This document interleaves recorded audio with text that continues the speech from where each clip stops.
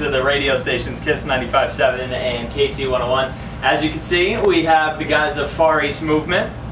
What's up, y'all? Streaming live from the Hartford Library.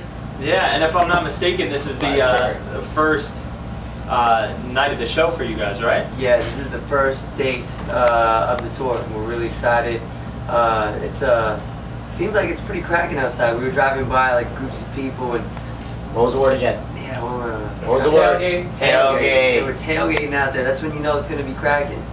And I saw a lot of good-looking females out there. I mean, the crowd is looking heavily female-populated. So, I mean, are you guys looking to capitalize on that? Are you guys single? What's the rundown with that? We're definitely single. But okay. I think we're going to be in and out. A lot of these cities in and out, right? In and out. Exactly. And when I mean in and out, I mean we want to be popular with the female population. Let's get it popping. Cool, cool. So it was funny. I was actually drinking a Gatorade today, and I thought about you guys because it was the G2 one. Oh. And I came up with this idea. I think I could make you guys some money if we do a remix to G6 and we do like a G2 and then pitch it to Gatorade. Too late, man. Oh yeah? Too late. We already did that. We did that. Didn't work out. What happened? Yeah, we got kicked out the office. Michael Jordan and everybody, just get out of here with that. Tiger Woods came at us with the golf club. Yeah, even the Jabberwockies are like, nah, we already beat you to the punch. Now we're talking Powerade. Powerade! I mean, how are you going to pull that off, though? Yeah, we're messing with the new coconut water. Yeah, the Vita coconut water is where it's at. So, listen, I don't know how much time you guys spend on YouTube and things like that, but oh my god, there are so many spoofs of like a G6 on there. Yeah. Are you guys annoyed by that, or do you like watching them? Hilarious. The production value might have been more than what we put into the actual music video on their spoofs. I'm like, yo, these are like, you know, the next like Hype Williams and stuff, like crazy. The Like a G-Stick was like epic. Is that your? I have two personal favorites, but what are your favorite? That's one of my favorites. Or Like a Quidditch. Yes, and that's my other one, the Harry Potter one. Those are like your top three: the cheese stick, the Quidditch, and and then even on our other song, our second single, Rocketeer, there was parodies of that one too. It was a Shed a Tear, and it got to the point where people would come to our shows and be like, "Yo, do the spoof version." Spoof. We're like, "Yo, that's." You know what we need though? We need a Baraka Flock of Flame to do like a G6, but do it about the summit of the world leaders. Dude, I was in tears when I saw that video. Yes, yes. Make a call. Like a G20. Make a call. Like a G20. Like a G20. Exactly. So you guys, because of that song, I believe you've become the first Asian Americans to have a top 10 record on the pop charts in the U.S. That's crazy. Were you worried that Tila Tequila was going to beat you to the punch? No. That's a good Deadpan, one. yo. Wow. Deadpan. That's a good one. Were you worried about that or no? You know what? Actually, we're not the first. So what about Jay Sean? Yeah, Jay Sean. Jay Sean had #1, right? With Does he have a little Asian? What's his? Asian, British. Okay. Yeah, but he's Indian. He represents like on a different continent, but it's the same. It's all the same vibe. I mean, so we can't take the full credit. You got Bruno Mars. Yeah, Bruno, I was about to Mars, say. yeah. So we can't take the crown, but we're more than happy to pretend and floss it. So people are kind of classifying it as like a movement now. This Asian American, you know, big explosion of artists. Would you guys agree with that? Or? Well, no. I mean, for us personally, we grew up in LA, normal. I mean, it was never about race. You don't go into somewhere and go, yo, I'm a Asian, Irish, African, electro hop. You know what I mean? Guatemalan.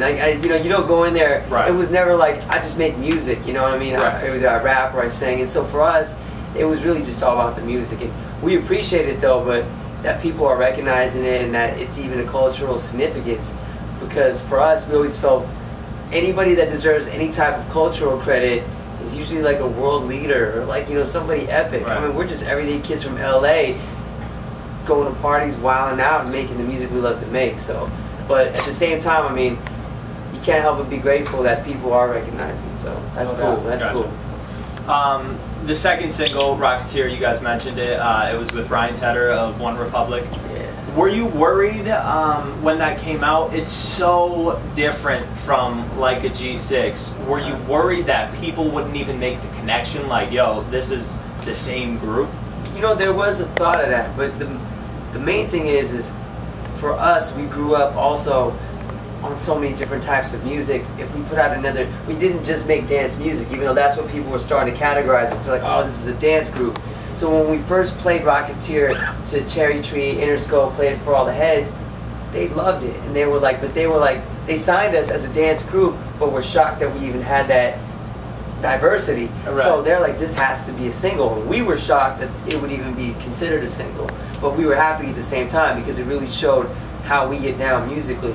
And so when we did put it out, there was that mad confusion of, no, we didn't know who they were. But as we started going and doing like the TV shows and, you know, it stayed. We were surprised how long it actually stayed out. Right. You know, we were like, wow, you know, this really stuck. It made us feel like good, like, wow, we can do something outside the box and people are down with it. Like, it feels good as an artist to be able to have that flexibility. So. And so early on too, that's crazy. Yeah, I mean, I think that we got to thank the internet and a lot of just the open-mindedness of people these days. They're just, you know, they're now used to seeing. They can't expect to hear something from what they're used to, how they're used to hearing it, and seeing things the way they're used to seeing it. They're just kind of taking it as it comes, like help with the internet and everything like that. So right, because it's interesting if you look at like say a Flo Rida's career or a Kesha, they pretty much stick along the same lines as far as formula goes. So for you guys to come right out with a second single that's all the way on the other side of the spectrum, you know, and for it to be as big as it is, that's, I mean, kudos to you guys. That's thanks to y'all though too. So these first three singles, you got Dev and the Cataracts, you got Ryan Tedder from One Republic, you got Snoop Dogg. I mean, you're working with heavy hitters already. Do you have anybody else that's like on the wish list as far as collabs go? Our new single we just released is an homage to the Beastie Boys. Okay. When we came up with the idea, we were worried that they wouldn't even clear it, but the fact that they cleared it, we were very thankful to them. So it's called So What. We use a part of What You Want from the Beastie Boys. Okay. But to actually get in the studio with them, or you know, hit the stage or something, that would be dope. Because they're just like so diverse in so many ways. Whether they're doing punk music, that grimy hip hop with the mad effects on their voices, to shoot movies, like they're all over the place. It's awesome. Right. So you guys are getting a lot of love already. Anybody else on the wish list as far as collabs? Man. Lil Wayne. Wayne? Wayne would be dope. Yeah? Yeah, we definitely. Well, there's 4 of you guys, and there's 1 of him, so I'm thinking you could kind of like strong arm it a little bit. Yeah. See his bodyguards, 6 man? bodyguards that are. Dude's like 7'5", man. Never mind then. Wayne is his catalog and his diversity of what he's putting out. That's very much how we grew up. So that would be incredible. Cool. When can we expect a new batch of material from you guys? I know you guys are still flying high off this album, but We've been recording for the last few months. We brought a second bus out to record new music on this all throughout this tour, and we've just recently been in the studio with will.i.am, Benny Benassi, and David Guetta. So we'll have some new music out pretty soon. Good. Any projected date or anything for that? Not yet. We'll see. Because So What? It's weird. We put it online just like we did like a G6, and it's been authentically, organically growing on its own. So it ends up, it's kind of snuck up, and now we'll be working So What. So cool. Yeah. Good. I was on the Wikipedia page, doing my research on you guys and stuff like that, and I found out you abbreviate the name FM. Was Fem not working for you guys? Were you guys worried that would put out the wrong message, or? No, the story is we had a song called FM, Far East Movement. Well, we thought of, what are you gonna name? What can you fit in that name? And Far East Movement is, people always go, why do you guys name yourselves that? It's because you guys are from a certain continent or whatever. No, it's because it was a song about what we felt the new generation of a way to think is, like, where it's outside the box, multicultural, open-minded. We had this saying where, like, if you keep moving, if you start in LA, which is where we're from, born and raised, and you keep moving east as far as you can, you're going to end up at the same place you started, right back in LA. And no matter how many people you meet, it's all the same. And so that's kind of where the mentality came from, the group name came from. And FM just, it felt right because that was a dream. Like when you grow up, I think in any city, as an artist, one day you just want to hear your voice on the radio. And if you can be on the radio one day, you've touched the people that you've always wanted to touch with your music. And so that was kind of a goal that ended up being something that we can't believe actually happened. Cool, cool. Well, in the shortened version of that, I'm glad I don't have to refer to you guys as femme, you know, because I would feel. But you know what? If we were femme, we would own it and rock it. No, I got no problem with that, man. No, man, we would rock it. We say it's because we got mad girls with us. I love the ladies, man. There you We go. got the femme bots with us. Yeah. There you go. I know, I think it was earlier this year you were doing the T4 concert in London. Yeah. How do they make a mistake like that? They called you Far East Movement. Yo, let's say this though. That actually was a blessing because normally when you do a TV show and you just do it, you'll get like a few tweets, a few people, oh that was great, oh that wasn't, whatever it may be. But it's caused the controversy of everybody feeling like they needed to comment on it. So that's how it became a trending topic. And hey, we'll take it. That made the traffic and everything shoot up. That was hot. And we appreciate all the people that were pissed off about it and literally would write, no, it's Far East Movement, duh. That just contributed to the promotion. Thank you guys. So what? It wasn't like a small thing, you know? It wasn't like a individual guy's name. It was just Far East Movement, you know? I mean, it's going to be Eat the Movement. Bro, I copped that website real quick though right afterwards. We directed right to Far East Movement. Hey, you're right though. I'm sure that was like a trending topic and all. No, it was. It was a trending topic worldwide. Yeah. So, you know, we're grateful. Can't beat that. Before I wrap up, I know you guys are busy. I found out that you refer to your fans. You interact with them a lot, like stuff like this, web chats. You refer to them as cherry bombers. Well, that's the name of our. We do a mix show live online where DJ Barman will go in and his counterpart DJ Brass Monkey will go in and live mix like 90s music to dance music to just keep it really, you know, sporadic and topical. And then we go in on the internet chat and we host. And you know, it's our online radio show.